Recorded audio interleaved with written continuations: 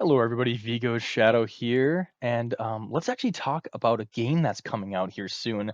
I really wanted to get this video out. It's a game called Tribe 9. Now, this game caught my attention a while ago. I've seen some advertisements, as you probably have. I'm playing an advertisement right now that they're advertising for this. So this is actually a Danganronpa action RPG, which makes me very excited because one, I love the Danganronpa series, and two, I love RPGs as well. So a lot of people are saying this game kind of like plays like Zenless Zone Zero or like, Genshin and stuff like that. And it is a gacha game, so I could see where they are making those points. I'll actually pull up a clip of the combat right here, right now. So you can see that. Essentially, yeah, that's what it kind of looks like. And then there's another aspect of the game, which is mainly like you go around as like pixel characters. So I'll show you that right now. So you're actually kind of walking around and you're talking to other characters while you're playing the characters that are in your party that are pixelated. So in like the main world where you're traveling or like you're going through like you know, the RPG element of the game, because the RPG element and the combat are very different as you already seen because it's 3D combat for one, and then the story is like more of like a 2D RPG. So essentially, some people are turned off by this aspect of how like there's like this 2D pixelated like explorer, open treasure chest, and dungeoning type thing. I actually don't mind that at all. I find that I kind of look at it; it looks appealing to me, and I find it enjoyable. I don't know much about the story, so I'm going to keep that a secret until I actually play it because I don't want to spoil too much for it. But essentially, we're going to be comparing the anime to the game and how there's some similarities and how there's some differences. So if you're not familiar with the Tribe 9 anime, I will basically give you a rundown of the plot here. So essentially, Tribe 9 takes place in a dystopian future where youths kind of form their own tribe and they kind of like, and these are like gangs. So like the tribes are like gangs that run rampant across the city of Neo Tokyo. And then in order to contain violence or whatever, they have the government of Neo Tokyo created this XB law. Now, XB stands for Extreme Baseball. Yeah, that's right. This anime is a sports anime, specifically a baseball anime, which I watched the entirety of it, and I feel like sometimes they kind of drop the ball. No pun intended, but I'm not getting into the anime review of this of Tribe Nine. I'm basically going to be getting into the game and how elements from the anime are very similar, or there's some similarities and some differences from the anime to the game. So essentially, the games are very similar to baseball, except there's fewer restrictions on equipment, and the field can be as big as an entire ward, or like just it could be gigantic. So essentially, I'm going to play a clip here from the anime without getting a copyright strike, hopefully.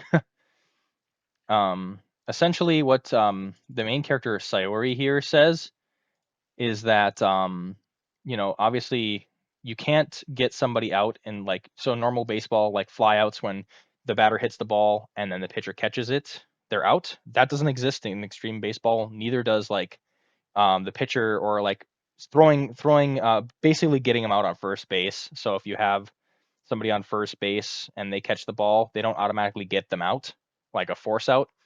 That doesn't exist. In order to get somebody out after they hit the ball, you have to physically tag them with the ball. That's the different component here in extreme baseball. So that's just kind of the basic rundown. Of course, the character here, Sayori, gives a rundown on the gear. So there is like the plot says, there's fewer restrictions on equipment. So you basically got your typical bat, glove, and then they have spike shoes, which they really didn't get into a lot, and the ball.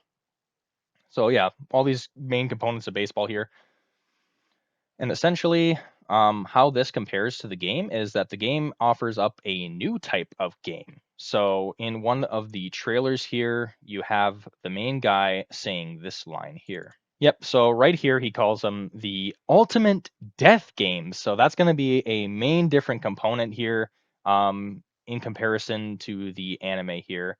But what I do like about this is the fact that they still bring back the extreme baseball portion of it. So they are kind of staying true to the anime.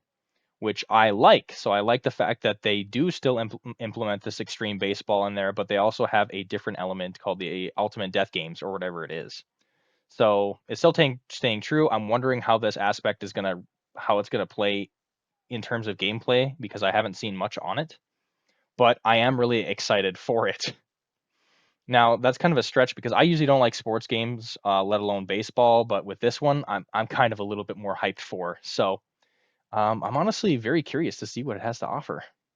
Okay, now let's talk about the characters. Okay, so I'm going to be going into the characters from Tribe 9 game here first. So let's just go ahead and do that. So I did have to open up a wiki in here. So they have the picture boy or the head mascot here. This is the character that they advertise all around here. This is their mascot, Yo Kuronaka. That is the main protagonist for the Tribe 9 game. And that game is going to be coming out on iOS, Android, and Steam. And I'm probably going to be playing it on Steam. So that's going to be kind of nice. I will be doing gameplay videos of that. And then this is kind of his main party. So I'll just basically go over there and try not to butcher the name. So he has like another so he has Suki, and then he also has Sui on his team. And Sui kind of reminds me of Taiga from the anime. I did pull him up here, mainly because of the red hair, but there is some differences in there. His hair still goes up like Taiga's does. So I'm just wondering if they are going to be bringing some characters from the actual Tribe 9 anime over to the game so that you can see there's some characters here. There's Fucho, Yui, Kazuki, Haru, Sayori, I already mentioned her, and then Inoki, and then Shun. So I'm wondering if these characters from the Tribe 9 anime are going to be making it into the game, and I already think that some of them already did. So here's some other characters like this one. So here, let's just go over Inoki. A lot of people seem to like her from the anime. Um, so we have Inoki Yuki Gaya or Gaia. I can't pronounce it, but basically, literally from the anime straight to the game, she is in it. So I don't know if Roku is in it. So yeah, Roku Saigo is also in that as well. So you actually do have some, and these are basically villain characters from the Tribe 9 anime. So you do have some of the villains, and then even even IJ or however you say this, I'm gonna say Todoroki. You even have Todoroki from the anime coming in, and that's just kind of crazy. So, and then of course, Minami as well. So, you have these characters. Q kind of reminds me of Fucho. Can't really see a big image of him, but the hairstyle is more messy for sure, but it kind of reminds me of him. I hope that it's not a replacement because I really do like Fucho. And then you have Kazuki Aoyama. So he's obviously from the Tribe 9 anime. So it's like they're picking out certain characters from the Tribe 9 anime, but I feel like they didn't pick out main characters that are there from the beginning. I'm talking about like Haru. So I'm really hoping we see Haru, Sayori, even Taiga, and some of the main cast rather than some of the main villains that we've seen later in the season.